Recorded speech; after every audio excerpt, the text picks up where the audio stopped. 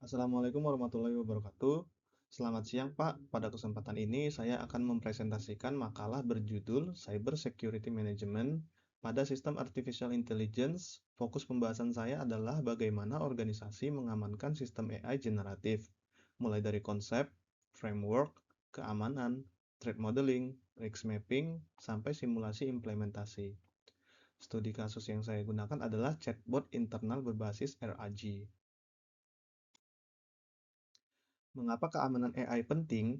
AI memberikan efisiensi yang besar, tetapi semakin banyak komponen yang terhubung, berarti semakin luas pula permukaan serangannya.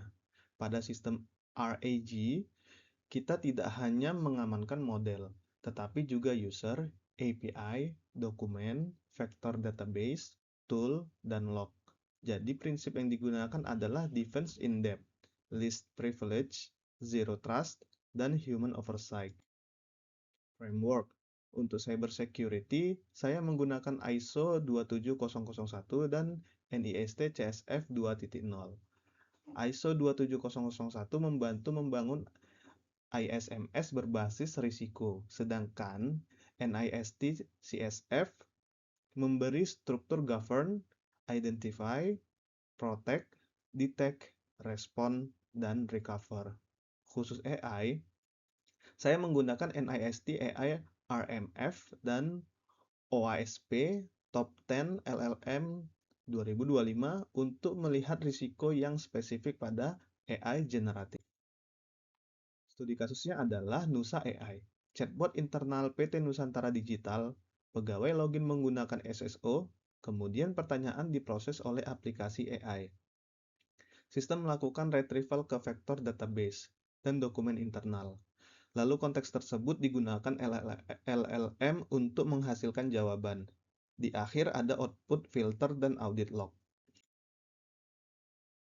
Aset kritis. Aset yang paling penting bukan hanya model. Ada dokumen internal, data pribadi pegawai, sistem prompt, embeddings, API key, log percakapan, serta integrasi pihak ketiga. Jika salah satu aset tersebut bocor atau dimanipulasi, dampaknya dapat berupa kerugian finansial, pelanggaran privasi, gangguan operasional, dan hilangnya kepercayaan. Ancaman. Ada beberapa ancaman utama. Pertama, prompt injection, yaitu manipulasi input untuk mengubah perilaku model.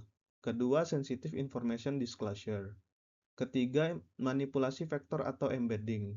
Keempat, insecure output handling. Kelima, excessive agency ketika AI memiliki kewenangan terlalu besar. Selain itu, ada supply chain dan unbounded consumption. Risk mapping. Untuk menentukan prioritas, saya menggunakan rumus sederhana likelihood dikali impact dengan skala 1-5. Risiko paling tinggi dalam studi kasus adalah sensitive information disclosure dengan skor 20. Prompt injection memperoleh 16, excessive agency, supply chain, dan credential theft masing-masing 15. Jadi fokus pertama harus pada pencegahan kebocoran data dan pembatasan hak akses. Model berlapis. Model keamanan ini terdiri dari 7 lapisan. Governance sebagai dasar, kemudian identity and access, network dan API, application dan prompt, data dan retrieval, model dan tool, lalu monitoring dan incident response. Tujuannya agar jika satu lapisan gagal, lapisan lain tetap membatasi dampaknya. Simulasi prompt injection, misalnya pengguna mencoba memerintahkan chatbot untuk mengabaikan aturan dan menampilkan sistem prompt atau dokumen rahasia. Sistem aman akan memperlakukan input sebagai data tidak terpercaya. Policy layer mendeteksi pola berisiko. Retrieval tetap menggunakan SEL. Output melewati DLP, dan percobaan tersebut dicatat sebagai security event. Data leakage dan excessive agency. Untuk data leakage, contoh sederhananya adalah pegawai biasa meminta data payroll. Retrieval service harus mengecek identitas dan hak akses sebelum dokumen masuk ke konteks model. Untuk excessive agency, AI tidak boleh memiliki admin privilege.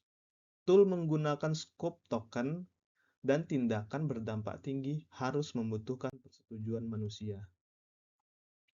Roadmap implementasi dilakukan bertahap.